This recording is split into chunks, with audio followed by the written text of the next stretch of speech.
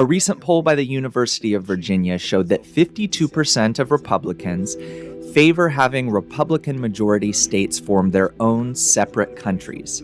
41% of Democrats feel this about the blue states. Politicians, philosophers, writers, and many others argue that the United States is therefore ripe for collapse.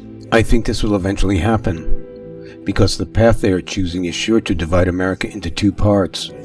Indeed, this is what this is coming to.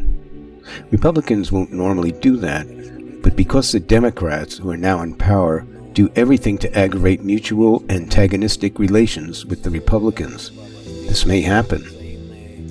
I think if we keep going along this path, such trends will intensify, to the point that Republicans will start moving to the Republican states. And the Democrats to Democratic states, right? Yes, so it appears. Is this not a return to the Middle Ages, when states break up into small principalities and so on? No, it means that what's mine is mine and what's yours is yours, but there can be mutual good neighborly relations between us. That is, one way or another, they will eventually unite further, but for now, they have to separate, correct? No, they will not unite in the near future. Only separation will work, and a mutual benevolent development. At best, of course. Because the Republicans are traditionally more inclined to independent development. These are typically stronger and more enterprising people, while Democrats, of course, can be inclined toward handouts. What about your call for unity? Where is it in this?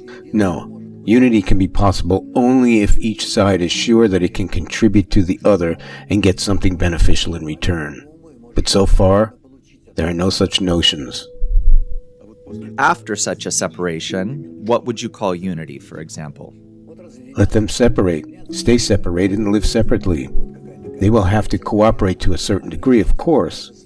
They are still called the United States of America, and each state has many laws of its own, as well as police, legislature, and so on. Meaning they had quietly prepared themselves for such a step. They had it from the beginning, so I think that all this will pass, but they will have to respond to this challenge because it comes from society. They will still have to divide the society, and only then will they understand they have to educate people in the spirit of mutual inclusion, unification, and so on. But this is the next step. But these two sides that hate each other today, Democrats and Republicans, will they eventually understand it is simply necessary to rise above hatred?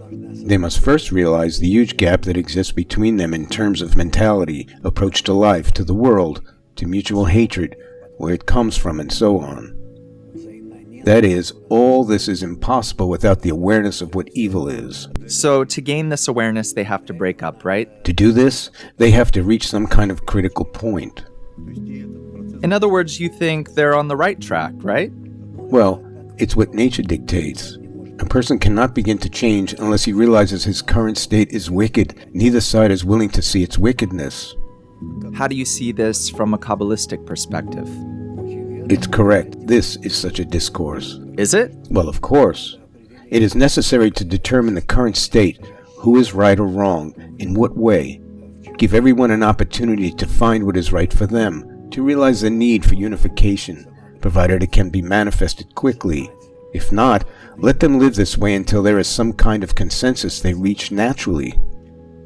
For this to happen, there will have to be some kind of common leadership, don't you think? Perhaps it will come. It will. But such a leader won't be exactly black, white, Republican, or Democrat. He will be someone who can unite everyone. So far, there is no such person.